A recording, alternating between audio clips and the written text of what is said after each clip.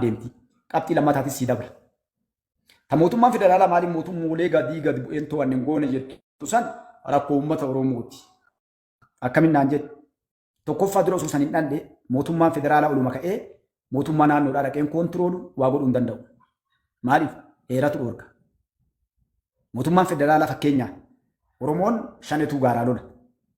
Obbo Shiballisiin mootummaa naannoo Oromiyaa jechuudha. Mootummaan naannoo Oromiyaa yoo danda'e shaneen dhabamsiisa. Yoo dadhabee humnaa ol taatee shaneen waraana qabaattee cabsitee harkaa dhufte federaala iyyata. Mootummaan federaalaa dhaqee waan godhuu hin danda'u hin kennuufeer. Tokko yoo mootummaan naannoodhaa immoo cadhise dhumaatii uummataa kana cadhise uummanni Oromoo bara bakka bu'aa filatee jira.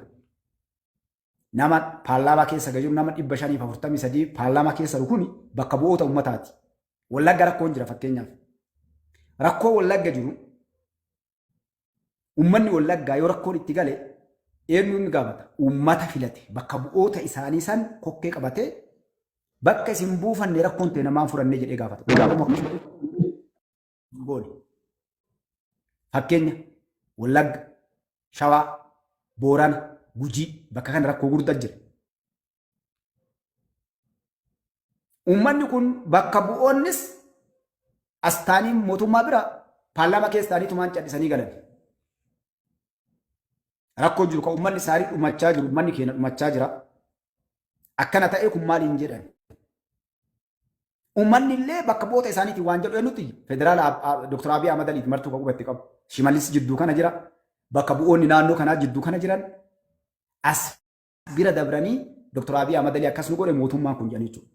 Uummata keenya wanti damba'iin maali? Federaala mootummaa federaalaati mootummaan naannoo yookaan immoo federaalizimii biyyi tuni federaalizimiidhaan buluu nu namoota gadi addan baanii hiikkaan isii even warroota baranne jedhu jechuudha. Ka beeku kun beekaa bira kutaa uummata.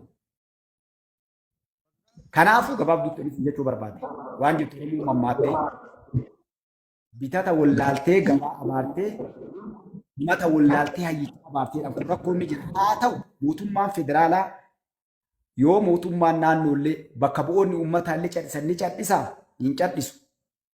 Muummichi ministeeraa fakkeenyaaf bakka bu'oonni uummataa suufa kokkeetti walxuruurtanii karabaatiidhaan barcumaa duubaa teettanii na jalaa banaa jedhanii makiinaa keessaan bu'inaa gabbu'aa uummataa dalagaa. Rakkoo uummanni keessa jiru hiikaa. Uummata dalagaa ila kun waan dalagaa jira kiyya kana gabbu'aa ni didan jechuudha. Kun rakkoo eenyuti? Rakkoo uummataati. Uummanni nama bakka buusee filatee san abboo nu godhuu baattu nu bakka si buufatee nu jalaa godhu. Takkaan jenne dubbachaa ture waan kana tadha na gaafattee fi bitasiin dura yeroo lama sadii dubbadhee jira. Kanaafuu gabaabduman na ufulchillee rakkinni hadha jiru maal godhan uummata keenya siyaasaan beekne takka Oromoon nu biyyalleen bulchine waggaa gartee 150-60 dabre kana uummanni keenya nama bulchaa jira malee ofiifuu gabroomee takka gartee akka itti biyya bulchanillee beeknu agarre jechuudha. Mirga keenyaa akka itti falmannu amma arguu jira namni.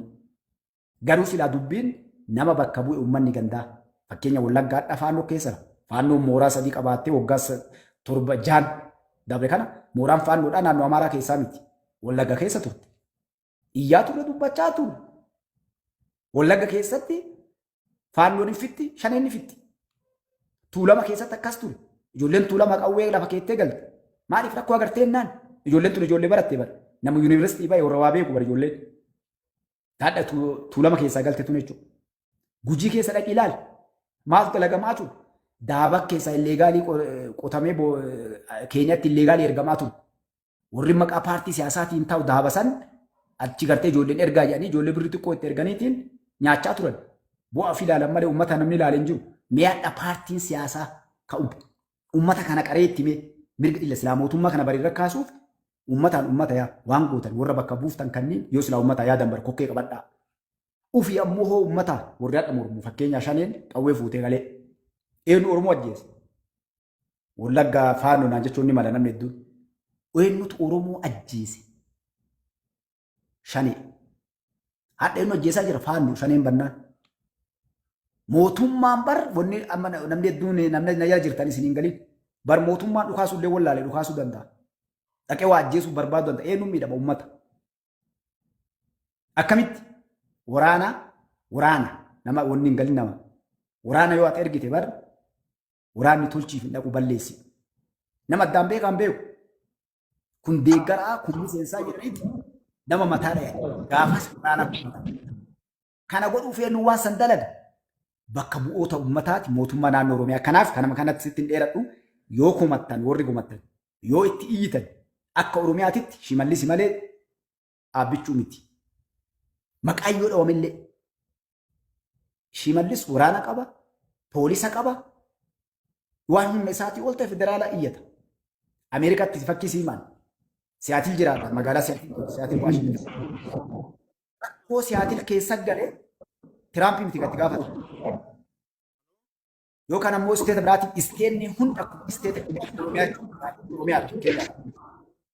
Rakkoo Siyaatil kan gaafatamu bulchaa Siyaatil malee mootummaa federaalaa kan Ameerikaatiin miti. Fakkeenya tanarratti nama akka dabaatuuf amma yeroo ammaa tanatti Tiraamp warra baqataa galcha jedheeti waraana warra baqataa kana warra gartee illeegaalii achi keessa ruuf warra giriin kaardii jiruu fi warroota kanneen guuruudhaaf warra ufii ijaarate ka waan kana guuruu ergaa isteeta maratti Chicaagoo erguuf dhiyoo kana kanaan mootummaan Chicaagoo maal jedhe si dhoofna yoo dhufee waraana kan keelles illee ni dhoofnaa jedhaniin hayyama keenya ala nam tokko seenuu hin danda'u. Sigalilal barum eenyu federaalaan mirga qabu ofirraa dhorgu hayyama mootummaa naannoo malee dhufuu hin danda'an jechuudha. Badii Chicaagoo keessa galuuf eenyutti gaafatama? Mootummaa Chicaagoo kana immoo namtichi Chicaagoo bulchu sana jechuudha. Isteeta sana jechaan naannoo kana immoo akkuma Oromiyaa kanaaf sijiksii kaayee fakkii nama addaa baatuufi. Badii baddeefis ka galatoo komatamu bulchaa naannoo saniiti. Waan toleefis ka galatoonfatamu bulchaa naannoo saniiti. Mootummaan federaalaa maal dalaga Tiraamp? Ameerikaa. Dippiloomaasii biyya alaa daangaa tiksuu isteenni kunni yoo inni rakkoo qabaate sirreessu yeroo isteenni itti iyyate baajataan waan hundaa hunda sirreessee heera gubbaa ayyeetti gakkennu san hojiitti hiikamuu isaa to'atee godhu malee waan ganda keessa gartee rakkoo galuun gaafatamu jechuudha. Kanaaf namni keenya nu hubachuu dadhabe tanaa jechuudha. Kanaaf akkasii inshaallah namootaas namni iddoo asirra gaafii waan qabu maa irratti tuqu maali namoota hedduun gaafis qabuuf yaadni isaa adda bayoon jiraatin wanni uummanni keenya hubachuuf arguu qabu kabiraa. Paartileen siyaasaadhaa mootummaa kana morman mootummaa mormaa jirammoo uummataa waa dalagaa jiran mootummaa mormuuf uummataaf waa dalaguun gargari. Mootummaa akkitti mormitu haasa'anii miti. Mormuuni waltajjii gubbaatii iyyuuni miti. Wanni mootummaa mormaniin uummata keenyallee adda bahu.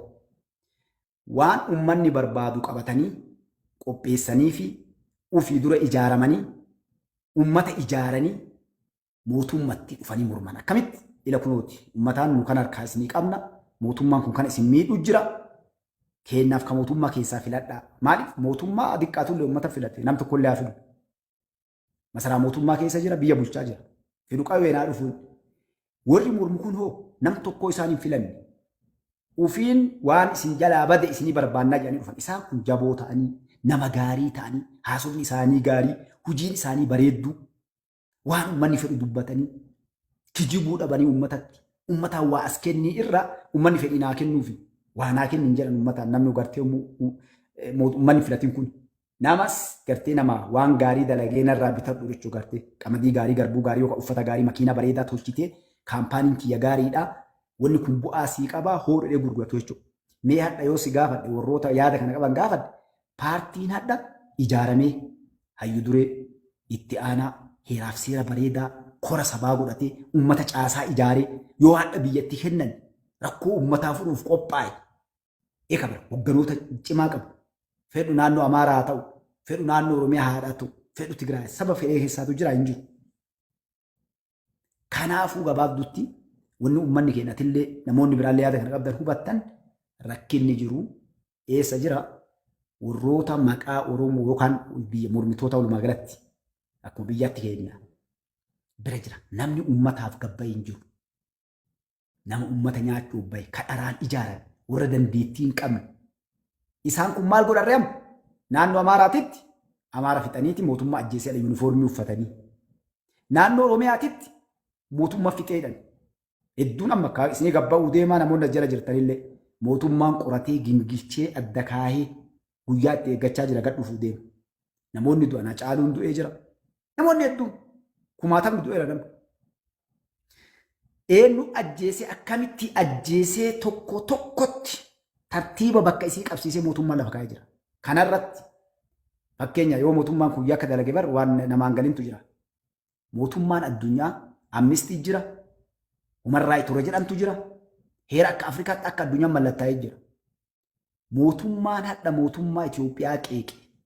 Warroonni mirga ilma namaatii dhaabbatan ka addunyaa maan dubbatiin mootummaa kanarraa.